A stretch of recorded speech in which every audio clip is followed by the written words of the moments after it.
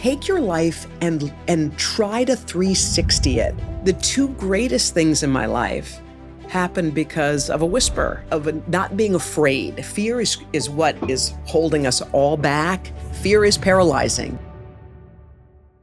The number one thing that stands in everybody's way is discouragement.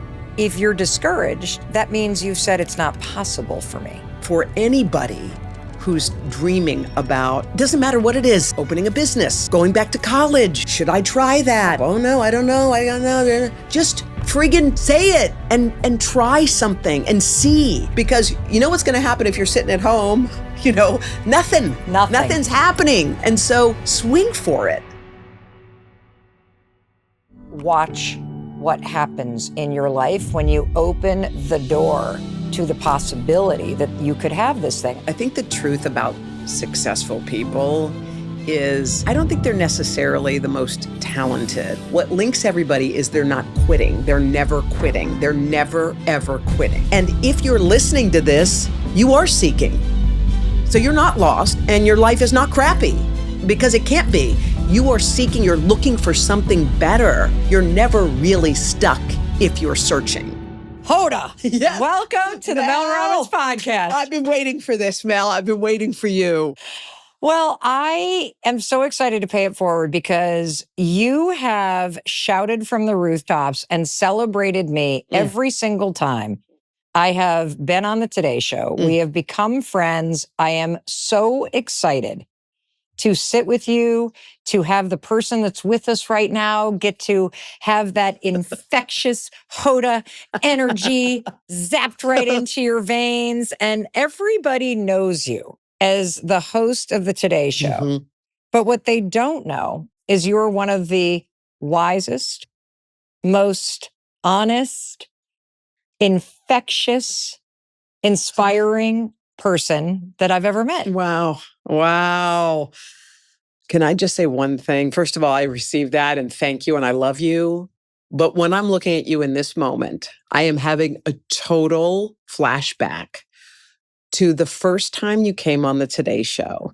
And we wondered, like, who is this tornado? Like, who is this person who walked in? And I remember your energy preceded you. And when I remembered hearing your story and thinking to myself, my God, like so many things in life are possible.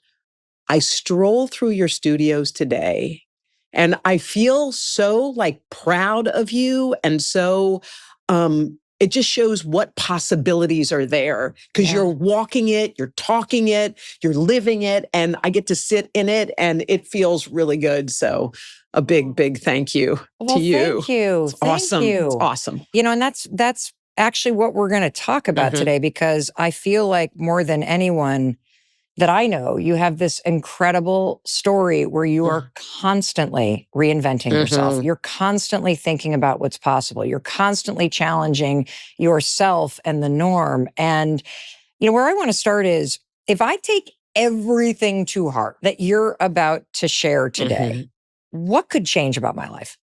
I'll tell you what could change. First of all, where you are in this very moment today, right now, with all your problems and all the crap that you're carrying and the job you may or may not like and the relationship you may or may not be into, all of that is not your destiny. This is not where you are going.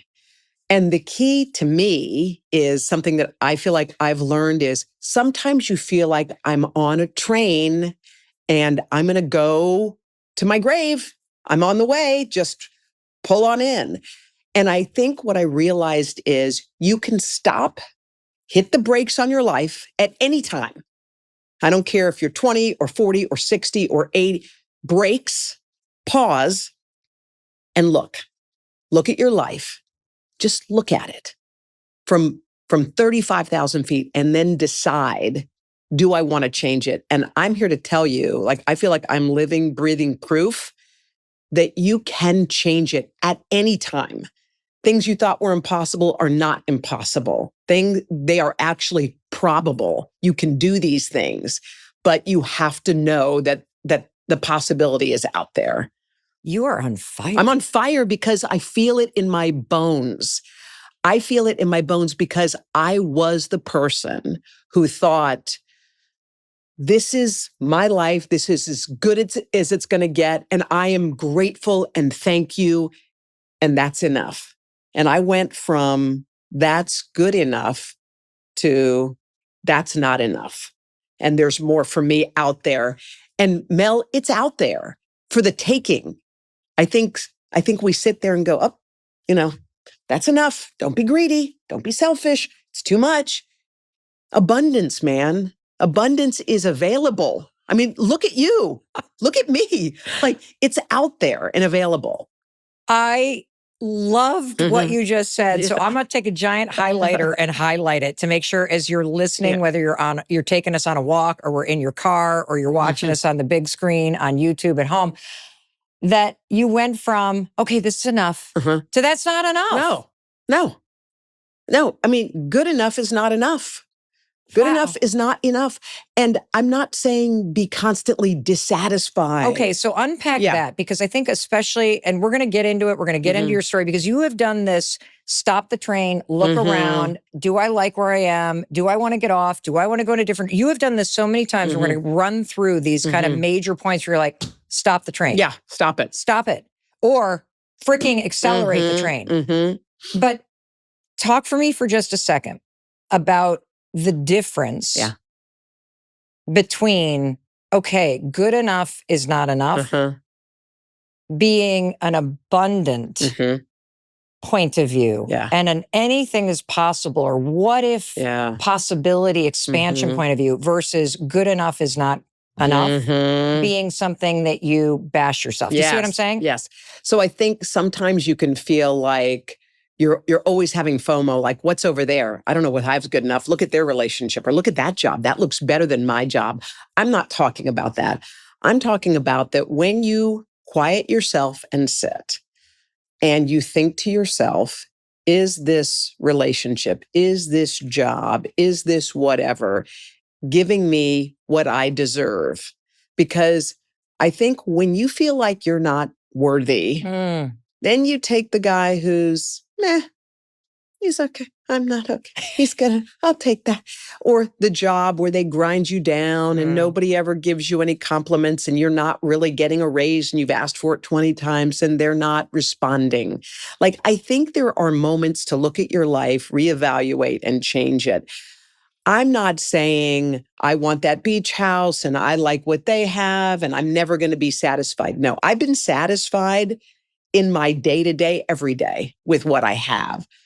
I can also do that and look ahead and go, okay, I feel like I'm worth more than what I have right here. So I believe I deserve more. And it takes a lot to say that.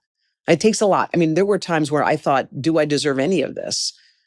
Do I deserve this job? Am I worthy of it? Do I even deserve, at one point, Mel, I thought, like, do I even deserve my kids? Am I worthy of them? Like, I thought those things before. And now I've kind of turned a page and realized that, I do deserve my kids and I did deserve that. So in really listening to what you're saying, let me see if I'm tracking, because I think that is really important. When you're talking about, as just a starting ground, is this good enough? The mistake that we make is we look outside and go, at the things, the job, the this, the that, the other thing.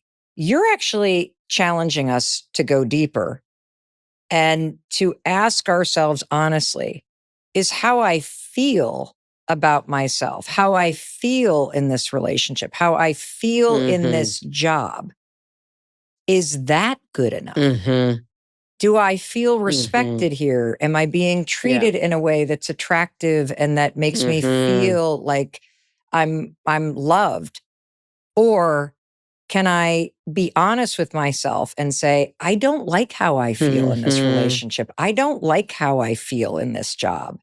And that you're actually inviting us to say, that is where the shift has to happen, that there is something better that you are worthy of that will make you feel differently. Is that? Yeah, that's it. That you put your finger on it squarely. It is like knowing and realizing that you kind of have to stop it down and see and evaluate your relationship, really look at it and really look at your job and really look at your life. My friend Maria Shriver had me do this exercise, and it had me look at my life this way. So she said, okay, I want you to get a piece of paper and I want you to cut it up in a bunch of pieces. I was like, okay. So I did that. She goes, on each piece, I want you to write down a part of your life that requires your time, your attention, your love, all the things. And each piece should correspond to how much time, effort, energy you put in. So the pieces of the paper are different sizes. And so you're like, okay, the big one, big one. Right. There's job, or there's taking care of my parents, or there's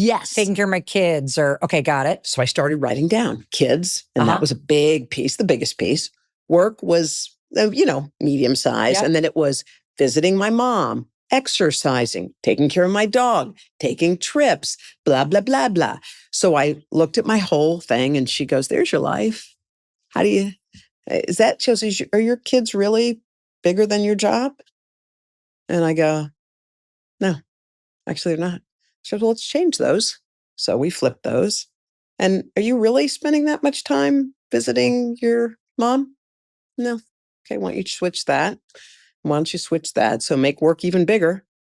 By the time it was done, I looked at my papers and she goes, that's your life. Do you like it? That's how you're going to spend your life. You've just shown me. Here it is. And I looked at it and I thought, pause, stop, reevaluate, and look. So the job piece, the family piece, all of these pieces, and all of a sudden I looked at my life in a totally different way.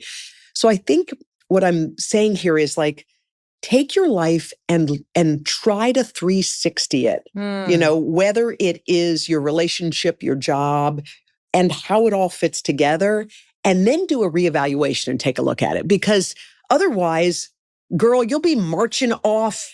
You'll be going to the end. You'll be like, and now I'm 90. And you're like, what was I thinking? I could have changed. I'm back there. Yes. But it moves too quickly. So it's like a stop down. That exercise is an example of one way that you can stop the train. Yeah. And force yourself to look. Yes. I want to read to you from your New York Times blockbuster best-selling book, Jump and Find Joy.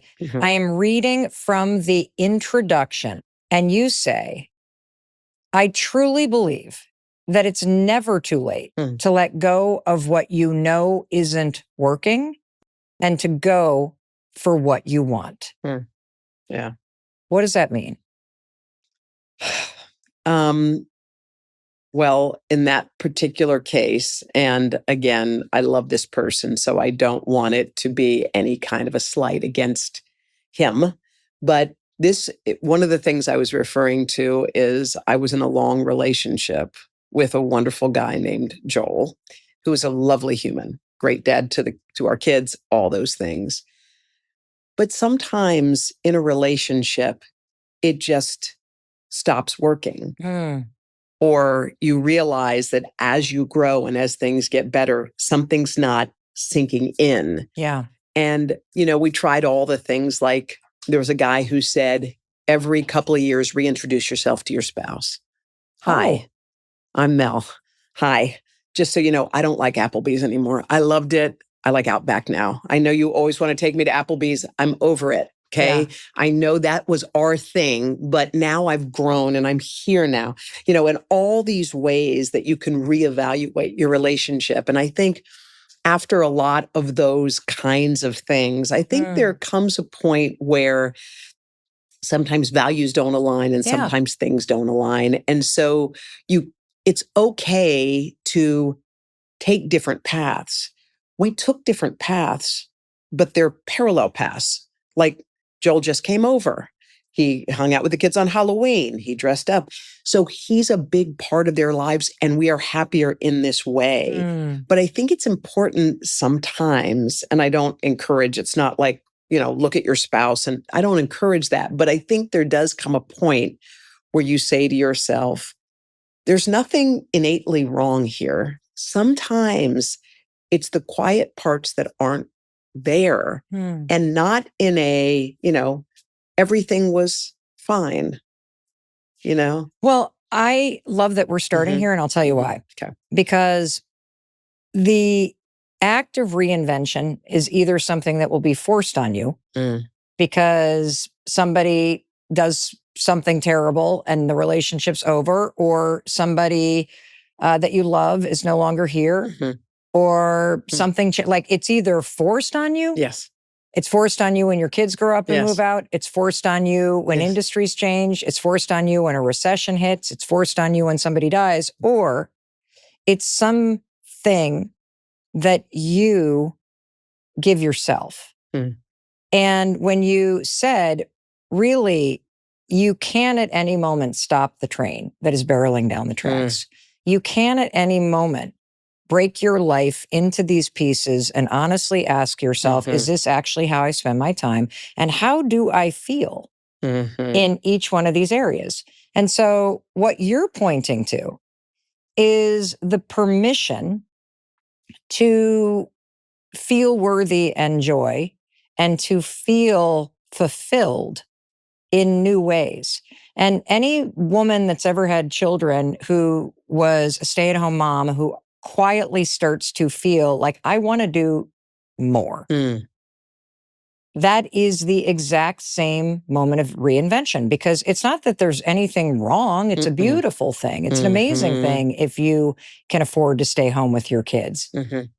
But there's something that's very quiet that is gnawing at you that and what I believe that is, and I think the dots that we're going to connect is that is this abundance that is available to you. That is the fact that there is something you're worthy of.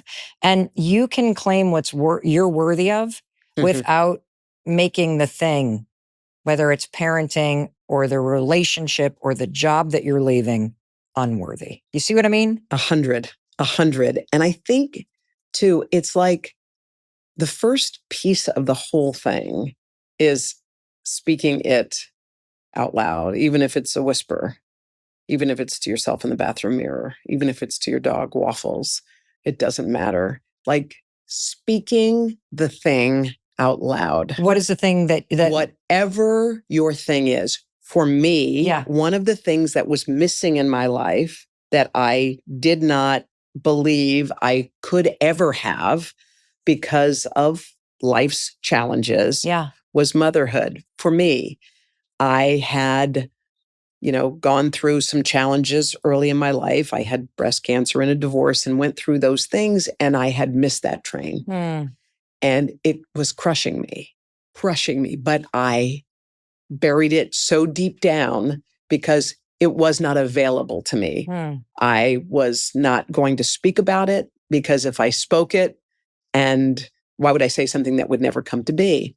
So one day I was in my 50s. I was 51, I think. And I was walking down the beach with a good friend of mine. And her name is Jen Miller, and I love her so much. And she's kind of a mother to everybody. And she said casually, as we were talking about life, and we were just at a baby shower, and she goes, "Oh, well, we never wanted kids." I stopped and I looked at her and I said, "Actually, Jen, I kind of always did." And she said, "But you've never said that." And I said, "But I want to say it because it's like I want to be an astronaut or whatever. It's not happening." And she goes, "Is that why you always said you wanted to be a teacher of elementary school kids?" I said, "Yeah." She goes, "Is that why you said you wanted to run a summer camp?" I said, "Yeah." She goes, "Oh my God." So I kept saying to myself, I can't believe I said it. And I go home, speak it out loud. I go home and I turned on Access or something like that. And Sandra Bullock had just adopted a baby named Louie from New Orleans. I was like, how old is Sandra Bullock? I'm like, oh my God, she's my exact age. I was like, oh shit, it's possible. And so this secret, this you can't have it, don't say it because you can't have it. I said it. So I was like, that was weird. So I was like, is that a sign? So I ended up watching something else on TV, and there was this little boy, and I remember the image so clearly and vividly.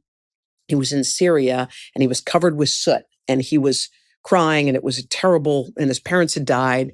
And I looked at that kid and I was like, that kid needs me. Like, I'm not like, what am I doing here? There are kids who need me too, just as much as I need them.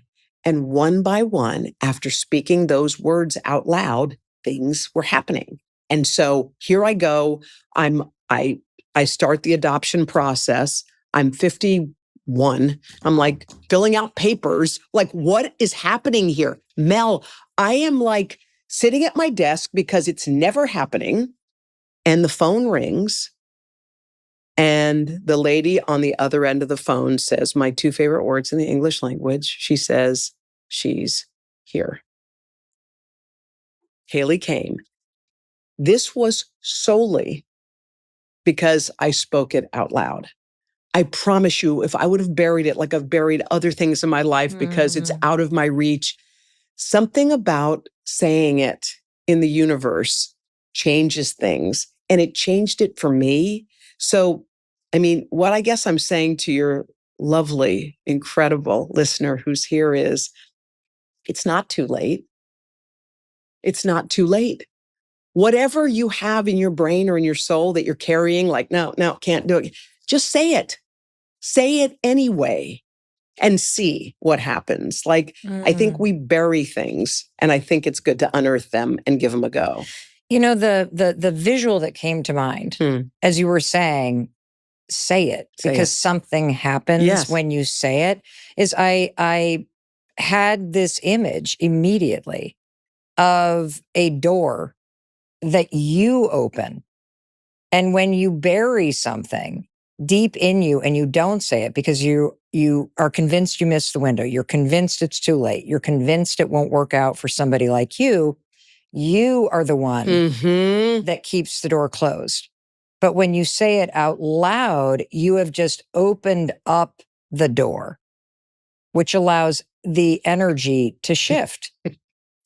And the possibilities. I mean, I've got at home now an 8-year-old and a 6-year-old.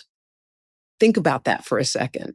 Because of that conversation, that one day on the beach, I have an 8-year-old who is in 3rd grade, who dressed up like a Saints cheerleader for Halloween and who is, God knows what she's going to be. And I've got a 6-year-old. And the two greatest things in my life happened because of a whisper, of a not being afraid. And I think, when you talk about like fear is what is holding us all back. And I am just convinced that for anybody who's dreaming about opening a business, it doesn't matter what it is. I don't get going back to college. Should I try that? Should I open the flower shop? Oh no, I don't know. Just friggin' say it and try something and see. Because you know what's going to happen if you're sitting at home? Nothing's happening. And so swing for it and then see. At least you've tried. And I think that's one of them. But the open door is it. Because you're right. You're the one who's locking it closed. Yes. You're the one who's saying, no, it's not going to happen to you. Yes. You're the one. Because you're the one that blocked all the possibility that it could. As you're listening and watching, here's what I want you to do. There is somebody in your life, because I'm so struck by the fact that you can identify the exact moment, the exact conversation. The train is going down the beach. Normally you don't say anything. Yeah. And you're like, whoa, wait a minute. I actually want kids. Yes. And you stop. I can see it as clear as day. You stop. We've all had that walk where you turn to a friend and go, are you really happy in that marriage? When are you going to leave that job? Like, just like something. But I want you, because I know there's something you're saying to yourself, just listening to Hoda right now. I've told myself I can't start a business. I've told myself I'll never find love again. I've told myself I can't have children. I can't be a parent. I've told myself that there is something that it is not possible for me. And here's what I want you to do. I want you to share this episode right now with somebody that is in your life that you trust and say, I just listened to this incredible conversation with Hoda, and it made me realize that I've been blocking the possibility of ever finding love again. I've been blocking the possibility of starting over. I've been blocking the possibility of getting out of debt. And I needed to tell somebody I trusted. And so I'm telling you. And watch what happens in your life when you open the door to the possibility that you could have this thing. And I think we want things so much. that are meant for us. Mhm. That one of the reasons why I know I've closed the door in the past is because the thought that I would allow myself to want it and it wouldn't happen feels too painful. That's it. That's the whole thing. Like, but if I open the door, Mel and Hoda, and it doesn't happen, then what? Yeah. Then you have the life you have now. Yes.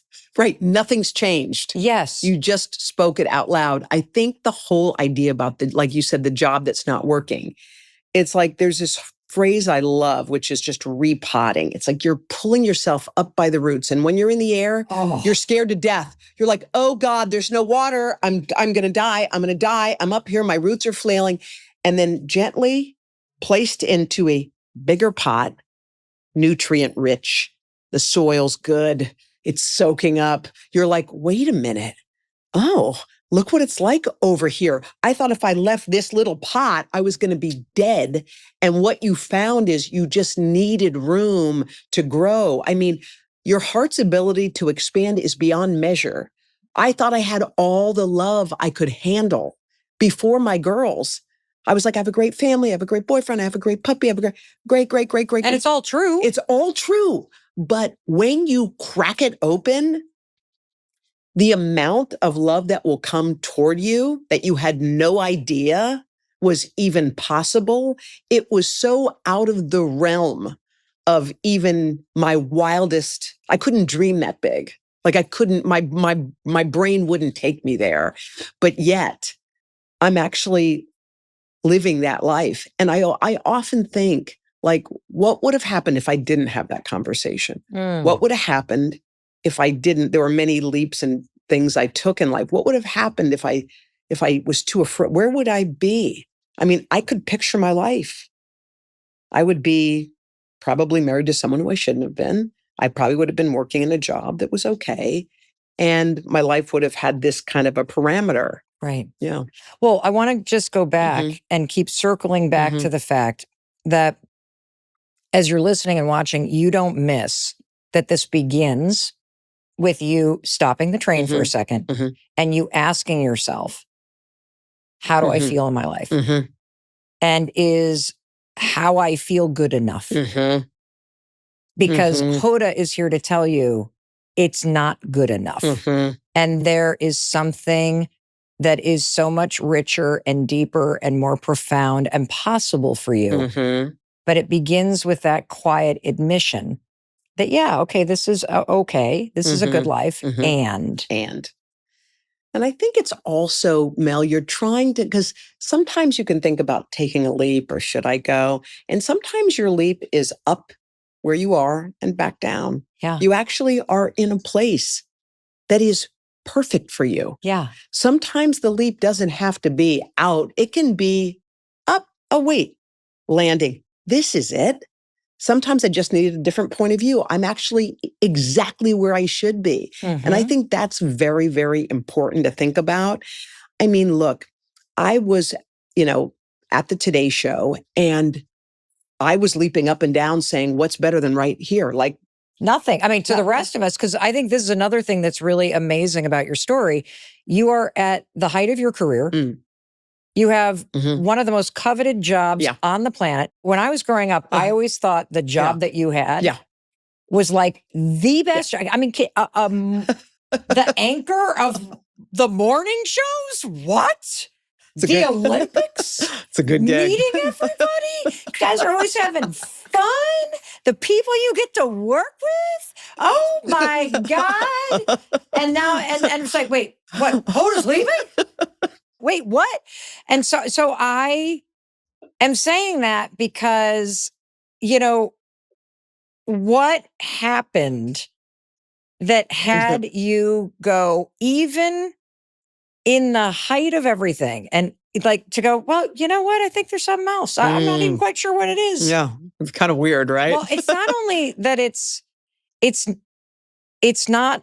weird to me because I'm watching you and being in your presence and in that space, like it is custom made for you.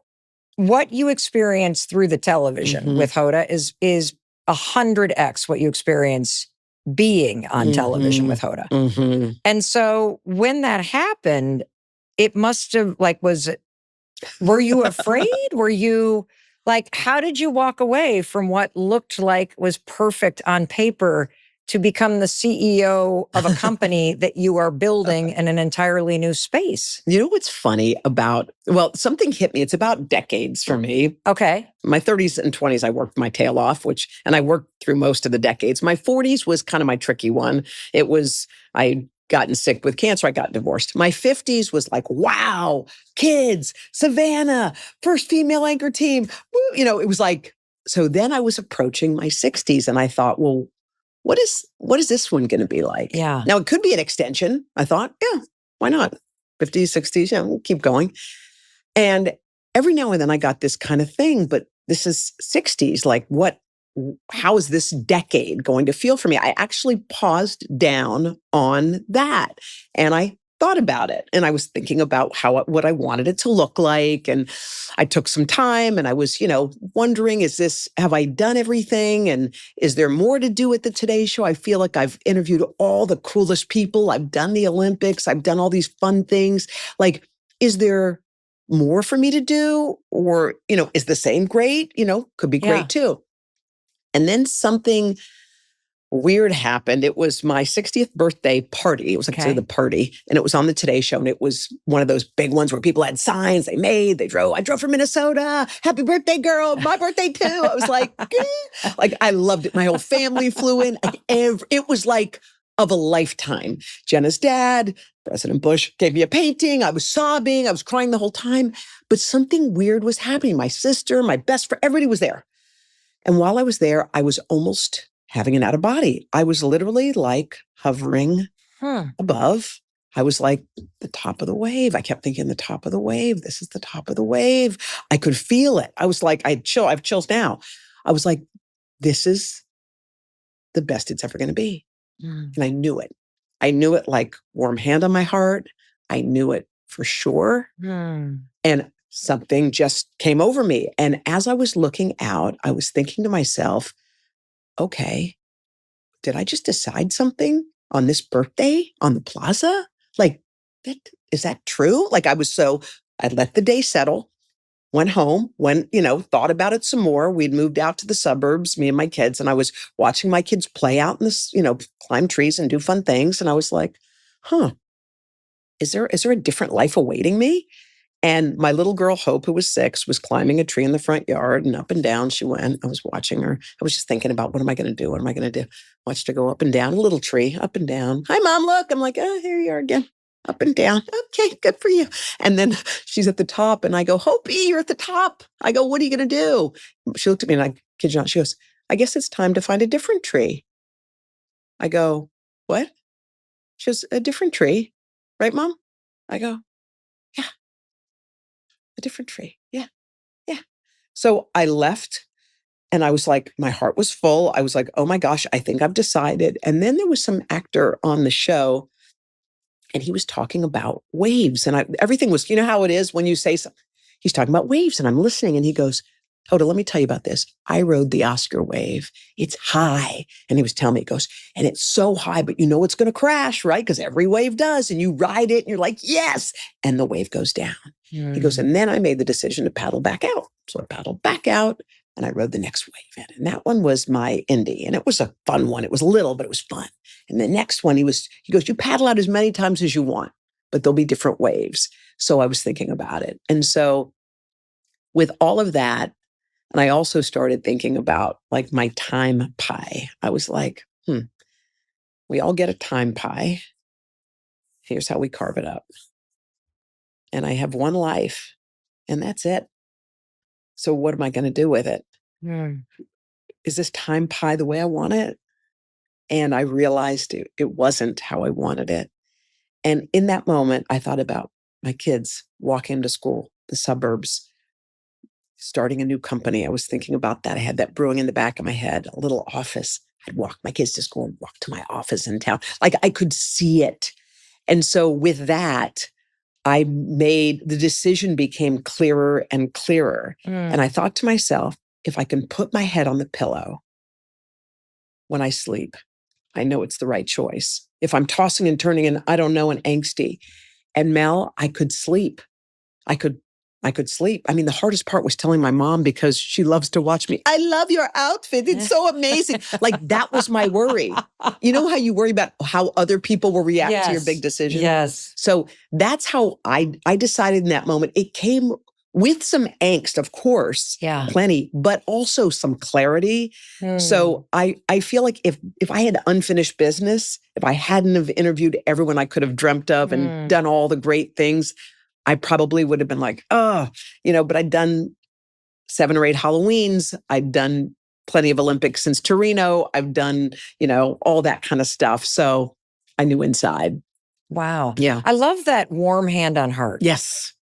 Talk to me about that, because when you open the door to possibility, yes, even because now you've given us 2 examples. Well, actually, I always did want kids. Mm-hmm. So that's one door that's opening. Another door that opened is, this is as good as it's going to get.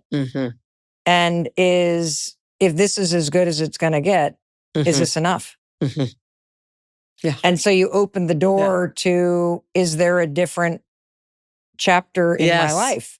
Yes. Even though this one is really amazing. And then the waves start coming. And then by opening the door to that possibility, what happened, of course, is I got to find another tree message comes in. The waves come in. You start to notice that you're not even in the biggest moment. You're just observing that you are. Yes. And that's how this starts to unfold. And to have the feeling of knowing, which is very unusual. I didn't think I would ever have that feeling, but you're right. The doors opened one by one, and there was some kind of clarity. That feeling when we've all had a knowing. You know it. Deep down, if we sit quiet enough, you know that you're supposed to be here. I know exactly what I'm supposed to be doing, but we're too busy sprinting to stop to think about what we're doing. Like the chapter of my 50s could have gone on until either the Today Show or I said, thank you very much. It's been a great run. Bye-bye. Because it is coming. Yes. It's always coming. That's true.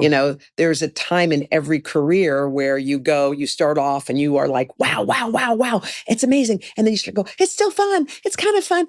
Okay. Oh God. And I think we try to hang on to the end. It's like, white knuckle hanging on. It's like, hang on, dude, maybe catch it before it drops off the cliff, because this is gravity and life. Everything's that. Everything. Nothing is this. Everything, it's just recognizing, I'm here now. Oh, I'm here. Okay. This is a nice place to say thank you. Yeah. I think it's knowing, like that knowing. I was a B- student at Virginia Tech. Okay. My SATs, I skimmed the trees, barely making it. Okay. I was a Tridelt. I had fun, yada, yada. So it wasn't my finest hour college. So it was fun. So when I graduated from Virginia Tech, that did not have a big communications department at the time, I went looking for a job and I borrowed my mom's car for a 1-hour trip from my house in Alexandria to Richmond to get hired. I roll up there and I'm dressed up and I'm feeling good. I shake the news director's hand. I'm like, I'm Hoda. I'm like, I love it here. I'm going to sit there. I'm going to date that guy. Like I had it. I was like, done. The guy takes my tape. He puts it in the machine. He plays it. He stops it. He goes, oh God, you're not even ready for Richmond. Why did you come here? I go, I had the interview. This is my only interview. I only had one. He was like, well, you're not ready. You're green. Who sent you here? How did this even happen? And I had a friend of a friend had sent up there. And then he goes, but wait, I got a buddy of mine. He's hiring in Roanoke. I go, Roanoke, Virginia. Okay. He goes, if you leave now, he's going on some trip, some news director's trip. Do you want me to call him and tell him you're coming? I said, yes. So it's 4 hours away from Richmond. So I called my mom. I go, Mom, I'm going to borrow the car. She goes, how was Richmond? I go, I don't want Richmond. Okay. Nobody wants Richmond. I want Roanoke. So I drove to Roanoke. I roll up there. I'm like, okay, I'll sit there. I'll date that guy. I don't care where it's good. Guy takes my tape. plays it, stops it. After, I don't know, 30 seconds, a minute, he goes, "You are so not ready for Roanoke." He's like, "You're green, you're not good, see you later." And I'm like walking out and he goes, "Whoa, Hoda, before you go, I got a buddy of mine. He's hiring in Memphis, Tennessee." I go, "Okay." He goes, "He's going on the same news directors conference I'm going to. He's leaving tomorrow. Do you want me to call him and tell him you're coming?" I go, yeah. Call him, tell him I'm coming." So I go, "Mom," she goes, "Do you like Roanoke?" I go, "No, I need the car for 2 more days. I'm driving to Memphis." So I hung up. Tennessee is the long, skinny state. Memphis was over here. I drove across the great state of Tennessee all the way to the end. The guy meets me. I look like a crazy because I'm exhausted. And I hand him my tape and he goes, he plays it, he stops it. He goes, "Hoda, why would anyone send you here? Memphis is a big market. Who sent you? Roanoke? No. You're not ready." And so this went on, Mel. So he sent me to somebody else. I kept driving. I drove and drove and drove. I was 10 days driving around. I got rejected in Birmingham, ABC, NBC, CBS. No. That was 3. I drove to Dothan, Alabama. Okay. That guy asked me, "Do you know how to put the tape in the machine?" Like I was a child. I got rejected. I got rejected everywhere. It was over 27 no's. So I felt terrible. I'm a loser. James Taylor on the radio, take me home and end this nightmare. And I got lost because this is what happens when you're driving. And there was a big sign that said, "Greenville, our eye is on you, CBS." I said, let me roll in. Let me get rejected in Greenville and let me get a map. I'm going home and starting my job in PR or whatever. And this guy, Stan Sandroni, was my life changer. I roll in there hot. I look like a big old mess. I hand him my tape. He goes, "My name's Stan." I go, "Hey, Stan, I was sports director yesterday and they promoted me." I was like, "Okay, good for you." He goes, "What's your name?" I go, "Hoda." "Come on in, Hilda. Let's look at that tape." So he took my tape, Mel, he sticks it in the machine. Stan plays my tape. The worst tape in, obviously, history. I've played it for everybody around the southeastern United States and got nothing. And that man stopped the tape and he looked at me and he goes, "Hilda?" And I said, "Yes." He goes, "I like what I see." I like exploded in tears. So what it taught me, if you're a kid getting through college and trying to figure out, is not everybody needs to like you. You just need your one. If you have one, and just to show you, Stan loved me. They told us to bring someone to Studio 1A who changed our life. And I brought Stan Sandroni, who was like, "I knew it from the beginning." I'm like, "Well, you were the only one because nobody else thought I was worth anything." But I think that's the thing. If you're graduating college or in your 20s or whatever it is, and somebody tells you you're not good enough, because that's what they all told me to my face, "You're not good enough." And that will bust your confidence in half. But when you find one person, one who says, "I'll take a chance," then you're like he changed the whole course of my life. I would have gone into PR and been in DC right now, probably doing something. But because of Stan, I got to be here. Because of Stan, I got to anchor with Savannah. Because of Stan, I got to go to the Olympics. Just one. So I think it's possible. It's a possibility if you don't quit. If you don't quit. Well, I would say it's because of Stan, but it's also because of you. Because most people would not have gone through 27 no's. Yeah. And the important thing to extract from that story, whether you're 20 or you're 50, rebuilding your life after divorce, is the 27 and the 1. Mm-hmm. Because all you need is one Stan. Mm-hmm. And if all you've gotten are no's, then you haven't met your one Stan yet. And as long as you don't quit, you can't lose. Yeah. Yes, that's right. Because quitting is the moment you lose. Yes. And I have to say, Mel, I was questioning, like, is this God saying, like, "Wrong door, stop knocking. How many no's do you have to get before you say, okay, I get the message now?" And I'm not sure if it was just stubborn. Like, I was thinking about it. I've thought about it before. Like, was it just being stubborn and like being, like, I'm not going to give up? I played sports in high school, so I never quit to the end. Like I believed we could win if we're down 5 points and there's 3 seconds. I play basketball. I was like, we can do it. Like I had that mentality, like it's possible. Well, just for the day. Yeah. Just for the day. Try that mindset. It's possible. Yeah, it's possible. It's possible for me to still get a job. It's possible for me to still find love. It's possible for me to start a whole new career at 60. It's possible for me to have children. It's possible for me to get out of debt. It's possible. And that is important because that opens the door to you continuing to work and walk toward it. The second you say to yourself, I've become convinced, Hoda, convinced that the number one thing that stands in everybody's way is discouragement. This deep sense that even though you know that you want something more, even though you know there are things in your life that you would love to experience, that you are capable of doing the work. You're capable of going through the 27 no's. You're capable of finding your one person that says yes. But if you're discouraged, that means you've said it's not possible for me. That's huge. That is huge. The other day I had like a crummy weekend. I don't know what it was. It was just like the kids were out of control and everything was not good. And it's just like one of those weekends. And I was listening to something and someone said to say the phrase, good things keep happening to me. And I was like, oh, please do not even start with that drivel. I was like, this is not right. Okay. No one's listening. My kids are barfing. It's not working. So in the morning, I decided, you know what? I'm going to say the phrase. Let's see if phrases really work. So I woke up that morning. I texted my trainer and I said, can you meet me at 5:15? And he said, yes. And I said to myself, good things keep happening to me. Brian's available. So I get in the car. I start it. It's about 10 after 5. He's really close. And I go, good things keep happening to me. My kids slept through the night. Good things keep happening to me. There's a parking place because I'm early. I never get this spot. Good things keep happening to me. I'm going to do a workout that's going to, and I have to say, it sounded cheesy when I started it. By the time I got home, I was like, kids, good morning. Like I felt different.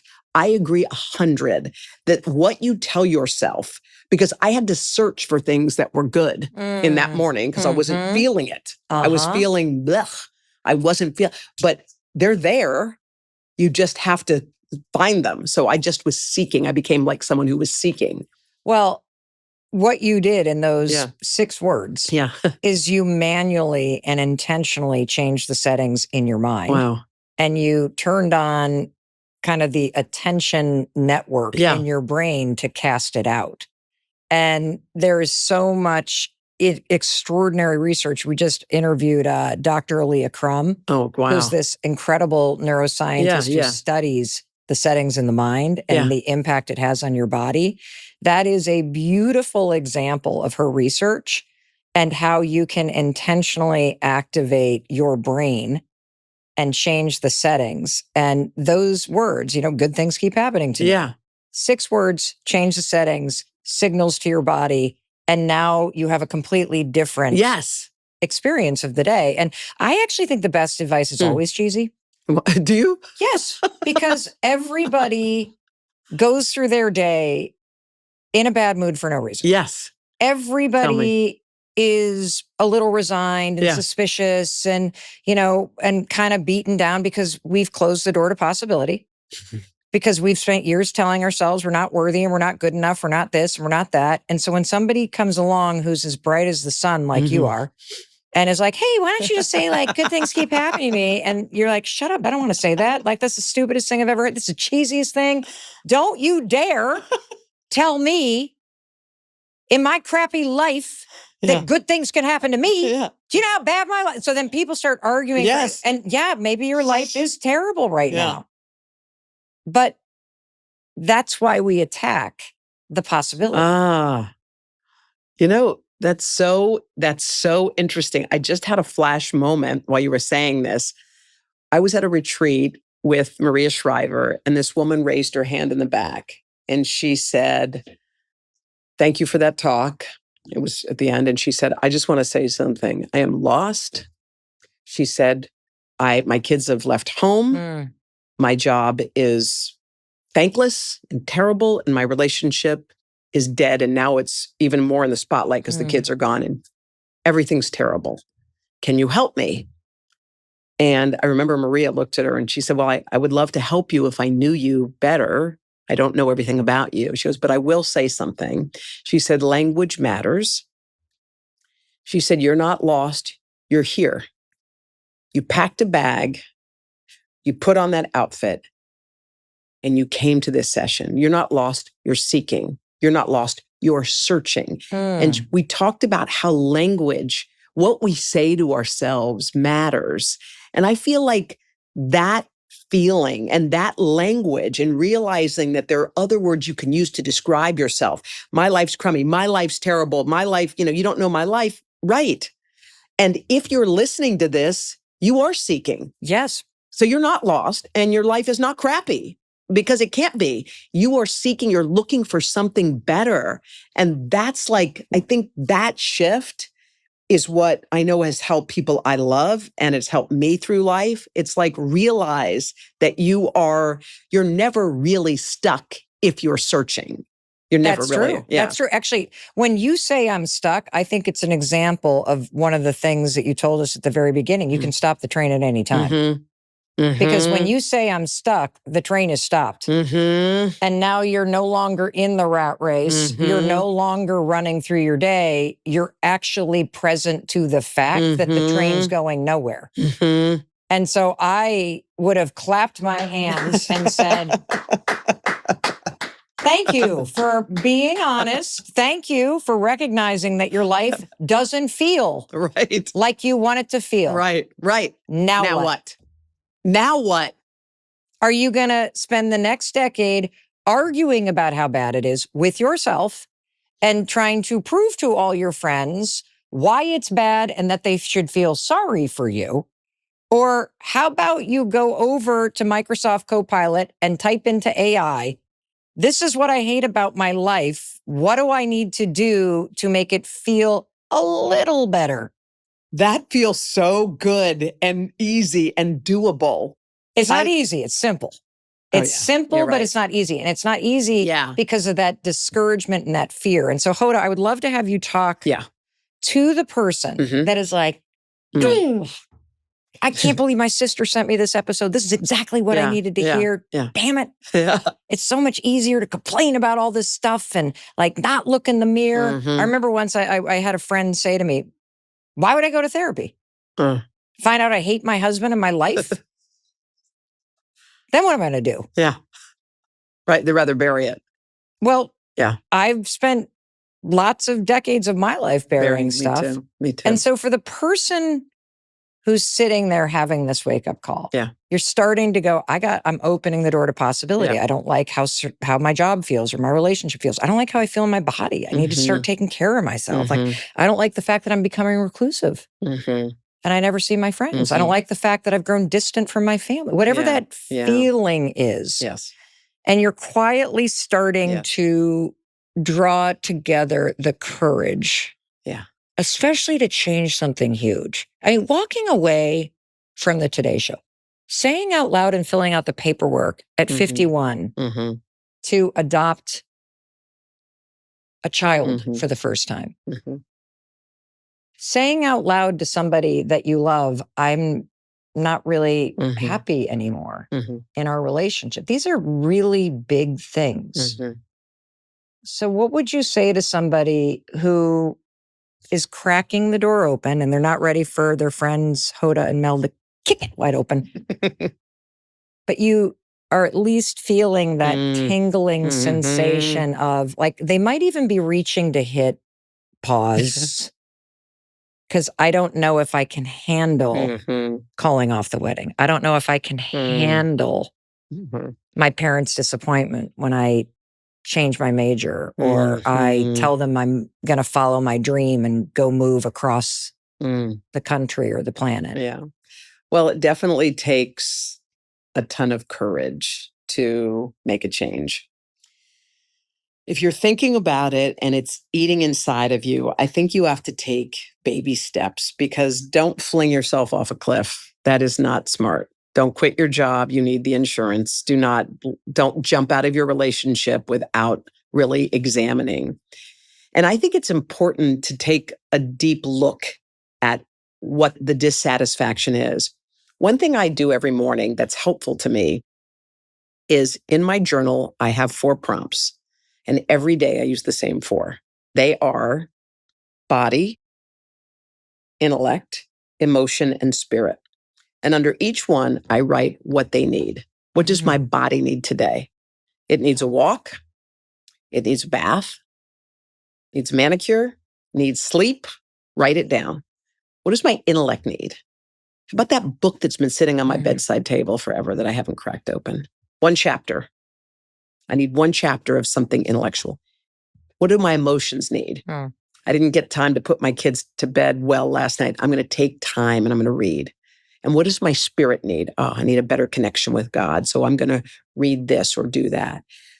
Once you start looking at your life on the daily, you understand what you need and what's lacking. And I feel like that's like a mini roadmap for the day. Now you're thinking to yourself, I want to change. I'm scared. I don't know how to do it. Okay, here's what you do. I read this somewhere, but you do 30 minutes for 30 days. So you want to start a new business. Here's what you're going to do. Today, you're going to spend 30 minutes today, whenever it is. 30 minutes checking out, go on AI. I want to open a coffee shop. What is the competition in my neighborhood? Blah, blah, blah, blah, blah. 30 minutes done. Tomorrow, 30 more minutes. Okay, give me a business plan and blah, blah, blah, blah, blah. Boom. Number 3, you do it for 30 days. When you're done, you have 900 minutes clocked. 900. So you know whether you want to open a coffee shop. You have enough data. You're going to understand whether that's a good idea or not for you. So my advice is baby steps toward the jump. You need to dissect it and figure out if it's really what you want. Because I think sometimes we think we want it and you're like, I'm going to run and jump off the cliff. Oh my God, what's down there? Don't do that. Like, we're not idiots. We need our paychecks. We need our insurance. We need these things, but we can explore possibilities at the same time. Yeah. And the biggest thing is, it doesn't matter don't worry about the odds. What are the odds of me starting a business? Oh God, it's not going to work because the odds are. If someone really said to me, what are the odds of me becoming an anchor on the Today Show? I swear, if someone crunched the numbers, which AI could, it would have been 1,000,000 to 1. Stop sign glasses, funny name. I was way overweight. I looked, no one could say. It was like 1,000,000 reasons why it didn't make sense, but it does. So don't play the odds. Do your thing. Do your dance. And I think examine it. And I think go for it, because the option is being right where you are. And that may be where you want to be. Well, and the time's going to pass. Yeah. Anyway, yeah. It's going to pass anyway. Yeah. But you get to choose what you're going to do at the time. And so I want to just extract to make sure you got that incredible tool, because Hoda's now building from the deep down depths of really stopping the train, asking yourself, how do I feel? And does how I feel in my life, is this good enough? Explore a mindset. What if? Is something else possible? Think about saying the phrase out loud. And that opens the door to possibility. Doesn't mean you have to become a parent. Doesn't mean you have to end the marriage. Doesn't mean you have to quit the job. Doesn't mean you have to do anything. You're just considering the possibilities. Right. And you're opening the door. And now you've taken it a step further into something very tactical with these journal prompts, where you're now asking yourself, what does my body need? And the things that you said, I'm like, I do need a bath. Yeah. I definitely need a manicure and pedicure. Don't even get me started on the pedicure piece. Like, thank God it's closed toes seasons right now. I need a wax. I need a lot for the body. Like, all of those prompts, your spirit, your emotions, how this all plays together is, I guarantee you, if you've said out loud to yourself, I need a job where I feel engaged and energized. I need a job where I feel respected and considered. I bet then when you go to the tactical and you're like, what does my body need? Yes. What's going to come to the surface is, oh my gosh, I am so stressed, because now you've opened the door. And when you say my intellect, I need to be engaged in my work. I need something interesting to do. Oh, my spirit. And when you start to prompt the daily and then you use the 30 for 30 days, that's how it takes it into action. There's your roadmap to go deep, deep, deep into action. And I think the thing that stops people and stopped me is like when you don't know what your purpose is and you're like, what is it? What is it? I don't know where to go. Yeah. This is all I got. I don't know which thing I should do. I think that piece of it is also so huge that it makes you think to yourself, I can't do it. I actually heard a story that moved me, and I was like, this is what purpose is about. And it was, they called it stuff, more stuff, even more stuff, and purpose. And this guy named Ken Behring was a real estate dude, and he made lots of money, and he was kind of cranky and wasn't a happy dude. But anyway, he made all this money. He's like, now I'm going to be happy. Bought his wife the big house, got the jewels, got the car. He's like, this is good. 6 months later, he was cranky old Ken again. He was like, oh God, this is not good. He goes, you know what I need? More stuff. Yeah. So he got that house on the hill. He got the Lamborghini, we'll get the private plane. Yeah, more stuff. 6 months later, cranky Ken again, wasn't feeling good. He was like, oh God. He goes, you know what I need? I need to buy something big. So this man bought the Seattle Seahawks. He actually bought the team. He was fist bumping on the field. He was like, this is amazing. 6 months later, felt like crap again. He was like, geez. Buddy his says, hey, come with me to Bosnia. I'm going to drop off some wheelchairs. Do you want to join? He was like, I'll go.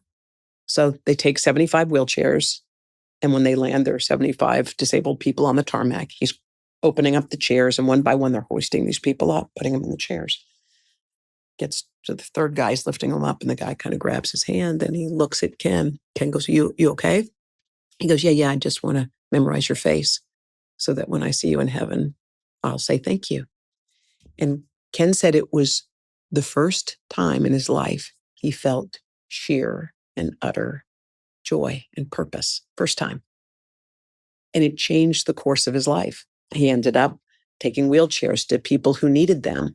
But finding what Ken found, or finding the thing that gives you tingles, finding the peace that we're all searching for.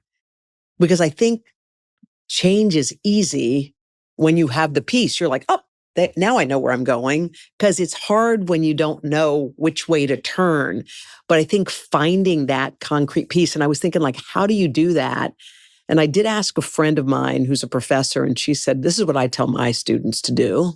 She said, I tell them to list 5 people who they admire and they want to switch places with.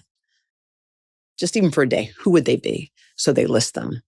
Could be anybody. It could be the lady who runs the coffee shop. It could be Beyonce. It could be your mother. It could be whatever. Boom, boom, boom, boom, 5. And write down the traits. Why? Well, this, that, and the other. I like this. I like that. Then write in another column things you don't love about their life. She said, what you'll see is a pattern emerging. She goes, one of them was like everyone was an entrepreneur, and she never even thought that. One of them was everyone was in the spotlight in different ways. So you like something in the spot. One was everybody has kids. Oh, yeah. But a way to distill what you want. Because I think not knowing what you want makes you feel helpless. You're like, I don't know where I'm going. I don't know what I want. Well, I think that's why most people are stuck. They're not even clear about what they want. Yeah. But so how do you think, like, how do you find that thing? Well, there's getting clear about what you want, and then there's opening the door to possibility to say, I can actually have some version of that. Yeah. And a lot of people, in my opinion, get very stuck because you won't even be honest with yourself. Yeah. And say out loud what you want. Yes. Because you have convinced yourself that things like that don't happen to a person like you. And so the clarity is buried by the discouragement and by what society has told you. And so I don't believe people don't know what they want. I believe you know deeply what you want, but you have convinced yourself it's not possible for you. So you do not even bother saying it. That's so good. Oh, that's so good. It's good because it's true. It's true. And, if you really sit with that, wow, that's big. You could have easily told yourself, nobody's going to hire me because my tape's that bad. But you knew what you wanted. Yeah. And the desperation. Yes, that's what it was. There was no inspiration. It was desperation. But I'm a negatively motivated person. Like there's not a lot, like, I'm flipping more to the positive and the go. I want to go to that moment when your life turned upside down in your 40s and you got the breast cancer diagnosis. And I read that you felt like something cracked open in you. Yeah. Can you talk about how that experience changed you? And I also love the line you would say to yourself, again, back to the language, back to the words, back to the settings of the mind. You can't scare me. Well, when I was diagnosed with breast cancer, and I would guarantee that most people who are listening probably either know someone who had it themselves, and it's scary and terrifying. And I'm the kind of person who wanted it over. I did not want to discuss. It wasn't going to be part of me. It was going to be one of those things that happened that I was going to forget about. Yeah. Goodbye. I didn't like how I told a couple of people, and the way they looked at me was horrifying to me. Sad eyes, poor thing, she won't make it. Like that was the feeling I got. And so I was refusing to speak about it. I was going to have a mastectomy. It was going to take a lot of time and it was going to be over with. No more, no discussion about it. And a funny thing happened while I was in the healing process. I was asked to go on this Today Show shoot. They wanted to get me back on the saddle and come on, you can go. And I was like, yes, I wanted to go because I didn't want to be defined by anything that was happening. And so I got on the plane. I did this shoot. It was overseas in Ireland. And I felt horrible. My body was failing me. I looked scary. I felt horrible. And I was like, what the is happening here? I was like, my body's broken. It's over. I felt terrible. And I got on the plane to go home. And a stranger sitting next to me who, at the time I was just trying to put my earbuds in and get away from the guy. He was like, how you doing? I was like, good, go away. Jesus.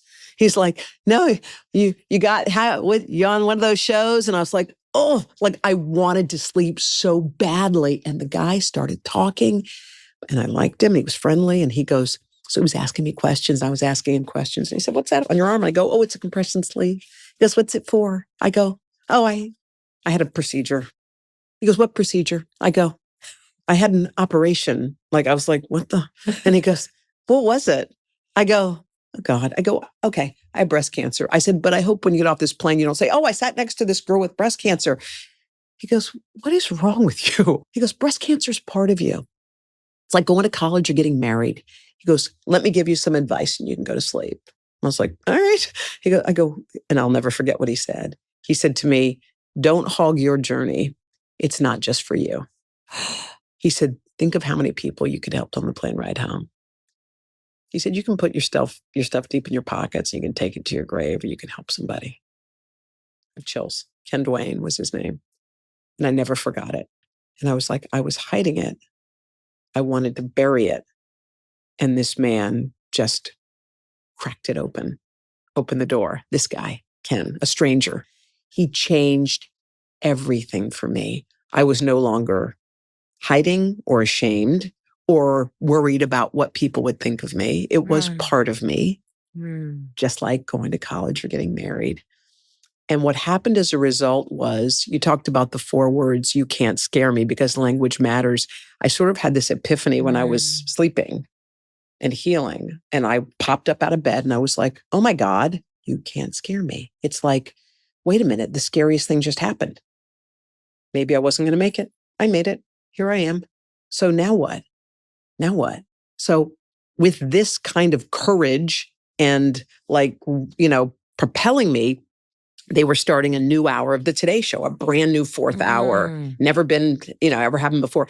And no one saw me in that job because I wasn't that girl. And with that epiphany of you can't scare me, you should have seen me, man. I ran up to the 52nd floor where all the big wigs were. I met Jeff Zucker. I'm like, Jeff, I had this epiphany. I had cancer, but now, and I went on this big speech. I ended up getting hired for the Today Show as a result of that conversation and some producers who are rooting for me. And I thought to myself, it took me getting sick, being afraid of dying, before I had courage to ask for something like a promotion. It seemed so small and stupid and little. Like how, and I was thinking to myself, if I hadn't gotten sick, I wouldn't have asked. I would have sat quietly at my desk and worked hard and not been noticed probably. But it reminded me, like, you don't need to wait till you're sick. You don't need to wait till you have no fear. Ask for the stinking raise.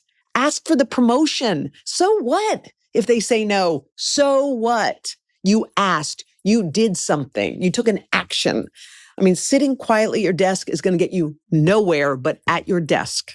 No one's giving you a raise because they see you in the corner still working at 8 o'clock at night. Look at me. It's like nobody sees that. You have to take ownership. And cancer, weirdly, made me believe that I was afraid of nothing, which I was. And it changed the game. I had this visual of somebody sitting in a cubicle, Yes. typing, Yes. and how this huge fear of Susan in HR, or this huge fear Yes. of Robert, the partner in the corner, keeps you small. Yes. But at any moment, you could just be like, why am I scared of Susan or Robert? Like, there's a million other places to work. Why am I staying in a job like this? Right. Or a relationship like this? Yes. Because you have given so much power Yes. to both the fear and the other person. Yes. Can you speak directly to someone who's in the middle of facing something really hard and the fear is Paralyzing. paralyzing? Yeah. I mean, look, if you are sitting in a place where you are scared because, number one, you can't leave your job because of all of the responsibilities you have. You feel like you can't leave your relationship because of what's out there, what else is out there you don't know. All I know is I've heard countless stories from people who are on the other side, and they will blow your mind. Someone who I interviewed a long time ago named Iyanla Van Zant, who's a woman who is like one of these gurus in the advice space. Good friend of Oprah's told me the story about how she was in a horribly abusive relationship. And one day it was just the end. It was enough. And she packed her kids up. She had enough money for a subway token at the time. And she went to a shelter, and fast forward to her life that was intended for her. She went to law school. She sleeps in a 4-poster bed in a beautiful house in Maryland and has a wildly successful career. On the other side of fear is the thing that you want. It's getting there on the other side. Fear is paralyzing, and you can sit on your hands and picture yourself in 5 years from right now. Picture it. Like, what would it be like in 5 years from right now? It's 2030. Still sitting at the desk. Still in that relationship that maybe isn't suited for you. I think the moment will come, and courage comes when you speak it, when you have a good circle around you where you can bounce it off of. And you know that there's good stuff on the other side. Like, being on this side is scary. All you see are clouds. Oh. It's like once you climb the mountain on the other side, you're like, oh my God, there's Why was I down there so What was I long? doing? Yes. Yeah. Yes. So one of the things that you have done that I am so proud of you for doing, because I remember when I came on your podcast and you put your arms around me, you're like, I'm leaving the Today Show, but I haven't told anybody yet, and I really want to talk to you about something. And I was like, oh my God, I'm so excited. I'll talk to you about it, whatever you want.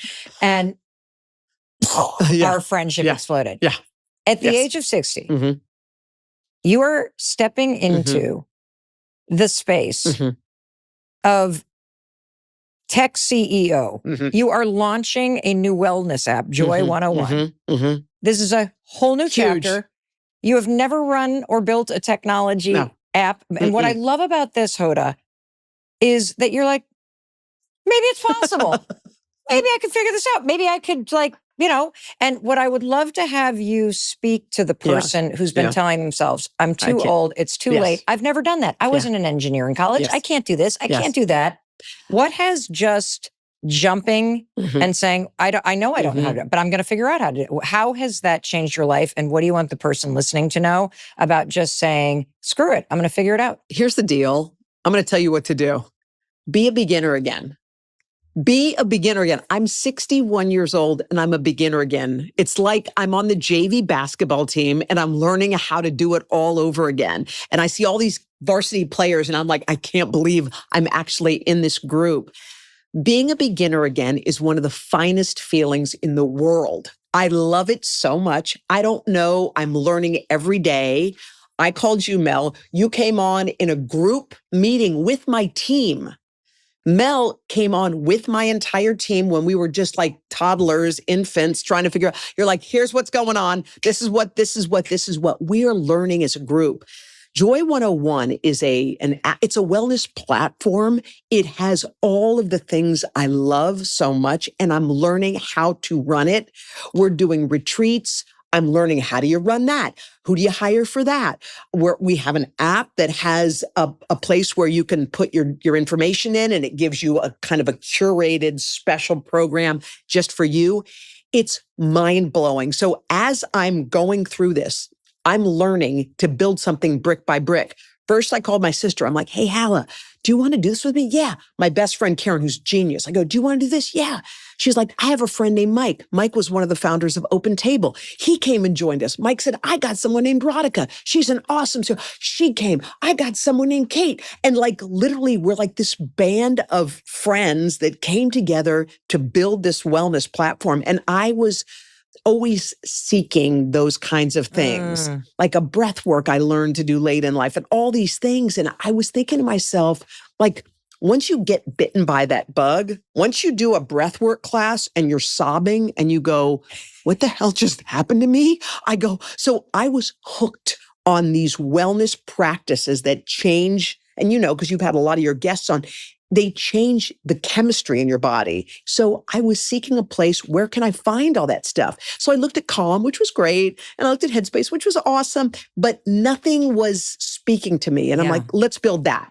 Okay. So here's what I want to extract for the person listening. Yeah. Did you notice how Hoda just came alive? Yeah. And she doesn't even know what the hell she's doing. No idea. And so the thing I want to say to you is, if you've been holding out on starting the book club. Yeah. Yes. If you've been thinking, it'd be kind of cool to grab my best friend and build a business, I don't know, like doing pop-up things with art. Yeah.